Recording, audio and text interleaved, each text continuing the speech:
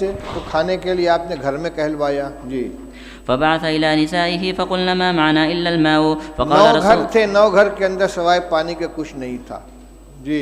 فقال رسول الله صلى الله عليه وسلم من يضم أو يضيف هذا. ایک بات درمیان میں عرض کر دوں،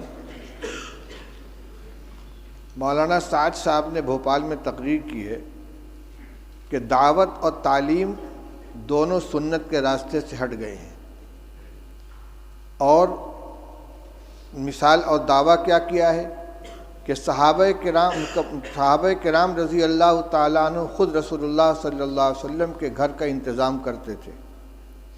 یعنی طالب علم کی یہ ذمہ داری ہے کہ وہ استاد کی کفالت کرے. کہتے ہیں کہ صحابہ جنگل جاتے تھے، لکڑیاں کاٹ کے لاتے تھے، اس کو جلانے کے قابل بنا کر فروخت کرتے تھے، اور رسول اللہ صلی اللہ علیہ وسلم کے 9 گھروں کے اندر تازہ بکری کا گوشت روزانہ پہنچاتے تھے. یہ ہے یعنی بحیثیت استاذ کے کہ یہ شاگرد تھے اور استاذ کے گھر میں تازہ روزانہ بکری کا گوشت پہنچاتے تھے. اور ہم جو روایت پڑھ رہے ہیں اس میں کیا مل رہا ہے؟ اس میں یہ حضرت عائشہ رضی اللہ عنہ فرماتی ہیں کہ ایک چاند نکلتا تھا، دوسرا چاند نکلتا تھا اور تیسرا چاند نکلتا تھا، اور رسول اللہ صلی اللہ علیہ وسلم گھروں میں آگ نہیں جلتی تھی. اور یہاں آ رہا ہے کہ 9 گھروں میں حضور صلی اللہ علیہ وسلم نے آدمی بھیجا ہے، اور سب جگہ سے جواب کیا آ رہا ہے؟ ما معنا الا الماء، ہمارے پاس پانی کے علاوہ کچھ نہیں ہے. یہ کیا حدیث کی تحریف نہیں ہے؟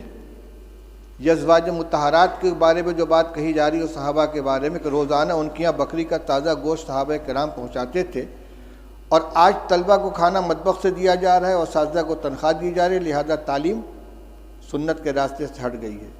یہ کیا مذاق ہو رہا ہے؟ یہ جتنے مدارس چل رہے ہیں، جتنے اکابر نے مدارس قائم کیے ہیں، تعلیم گاہوں کا انتظام کیا ہے، اصحاب صفہ نہیں تھے جن کے لیے صحابہ کرام رضی اللہ تعالیٰ عنہ لا کے انگور کے خوشے لٹکا دیا کرتے تھے، اور انگور اور کھجور کے خوشے لٹکا دیا کرتے تھے، اور ان کو اسی سے کھانا دیا جاتا تھا. وہ روایت نہیں آئی کہ رسول اللہ صلی اللہ علیہ وسلم مہمانوں کو حوالے کرتے تھے کہ بھئی اتنے کو کون کھلائے گا، جس کے گھر میں 2 آدمی کا کھانا ہو تیسرے کو کھلائے، جس کے یہاں 4 وہ 5ویں کو کھلائے. صدیق اکبر اتنے آدمی کو لے کر گئے، فلاں اتنے آدمی کو لے کر گئے. اور حضور صلی اللہ علیہ وسلم کے ساتھ جو تعلق تھا صحابہ کرام کا، وہ صرف استادی و شاگردی کا تھا کہ اس کو اور صحابہ کرام رضی اللہ تعالیٰ عنہ خود پیٹ پر پتھر باندھتے تھے، رسول اللہ صلی اللہ علیہ وسلم بھی پیٹ پر پتھر باندھتے تھے، 2 باندھتے تھے. لہذا یہ کبھی اتفاق سے کوئی جزیہ پیش آ جائے اس کو دائمی معمول بنا کر پیش کرنا، یہ تحریف ہے کہ سنت کے راستے سے مدارس ہٹ گئے ہیں. نہ دعوت سنت کے راستے پر بچی، نہ تعلیم سنت کے راستے پر بچی ہے.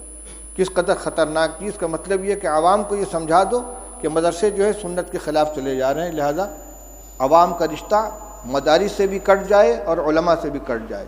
یہ انتہائی خطرناک رجحان ہے، جو اس کا مطلب یہ کہ سب کو باطل تنظیموں کے حوالے کر دیا جائے. ان کو نہ مدرسوں سے تعلق رہے گا عوام کا، نہ علماء سے تعلق رہے گا، پھر بھیڑیا آئے گا اچک کے لے جائے گا ان کو. اس پہ مجھے یہ یاد آیا کہ صحابہ حضور صلی اللہ علیہ وسلم نے ایک مہمان کے لیے گھروں کے اندر کہلوایا ہے، تو سب جگہ سے یہی شکایت آ رہی ہے. حضرت انس رضی اللہ تعالیٰ عنہ کی روایت پڑھ چکے ہو کہ بدبودار جس میں مہک پیدا ہو گئی تھی، ایسی چربی لے کر حضور کی خدمت میں پہنچے ہدیہ کے طور پر، اور کہتے ہیں کہ رسول اللہ صلی اللہ علیہ وسلم کی 9 ازواج مطہرات تھیں اور کسی گھر میں کھانے کو نہیں رہتا تھا. آپ نے وفات کے وقت 30 سا جو یہودی سے ادھار لیا ہے، اپنی ذرا اس کے پاس آپ نے رکھی ہے. کس زمانے میں یہ گوشت دیا جاتا تھا بھائی کہ وفات کے وقت حضرت عائشہ حضرت رسول کریم صلی اللہ علیہ وسلم مقروض تھے یہودی کے، اور غلہ تھا. حضرت عائشہ رضی اللہ عنہ کی روایت پڑھ چکے ہو کہ آدھا وسق جو تھا میرے پاس، رف پہ رکھا ہوا تھا، اس میں سے میں کھایا کرتی تھی. ایک دفعہ تول دیا تو سب ختم ہو گیا.